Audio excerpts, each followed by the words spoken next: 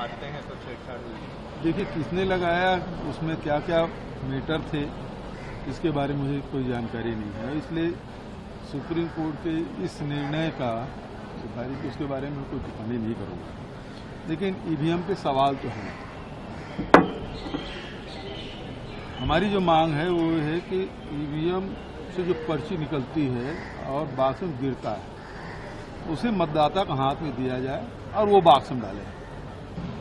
इतना करने में सुप्रीम कोर्ट क्या आपत्ति हो सकती है? निर्देश देने में प्रक्रिया वही है। आप ईवीएम से वोट डालिए, पर्ची निकलती है, वो मतदाता के हाथ में आए और मतदाता देख ले कि हाँ मैंने जो डाला वही पर्ची है, उसे वो बक्से में डाल दे और उसकी गिनती हो जाए। तो इसमें न निर्वाचन आयोग को तकलीफ होना चाहिए, न ही सुप्रीम कोर्ट को भी तकलीफ होना चाहिए।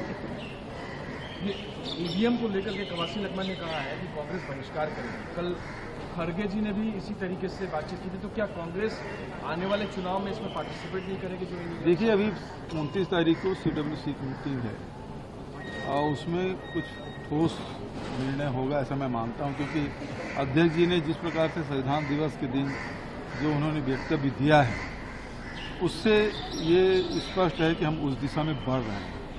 क्योंकि चाहे वो छत्तीसगढ़ हो, हरियाणा हो, चाहे महाराष्ट्र हो, चुनाव है, वो किसी के गले उतरने वाले रिजल्ट नहीं है। जहां यहीं कुरूद में जो प्रत्याशी है उसके घर में 6 वोट है, उसको 1 वोट नहीं मिला, ये कैसे संभव हो सकता है?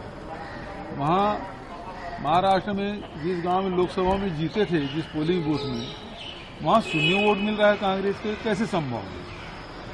और सबसे बड़ी बात यह है कि जब हम बैलेट पेपर से चुनाव कराते थे तो शाम तक के, देर रात तक के हमको ये पता चल जाता था कितना मतदान हुआ।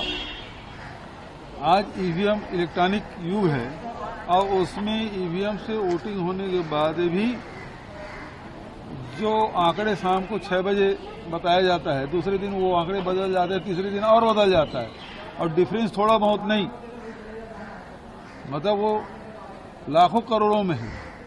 और उससे बड़ी बात यह है कि 542 विधानसभा में चुनाव हुए, 2 विधानसभा में शायद निर्विरोध हुआ, एक गुजरात में और यहाँ ऐसा, तो 542 में हुआ। उसमें केवल 75 या 76 लोकसभा सीटों में जितने वोट डाले गए उतने ही वोट निकले।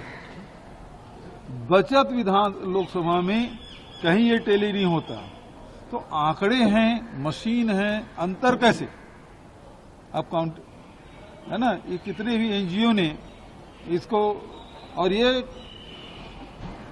निर्वाचन आयोग के वेबसाइट से निकाला गया है, कोई अपने मन से कोई नहीं कह रहा है। यूट्यूब में बहुत सारे इंटरव्यू आप देख सकते हो। तो इसमें आदमी जोड़े घटाए तो समझ आता है कि गलत हो गया, लेकिन मशीन यदि जोड़े घटाए उसके बाद ही गलत हो जाए तो फिर ये कैसा चुनाव है?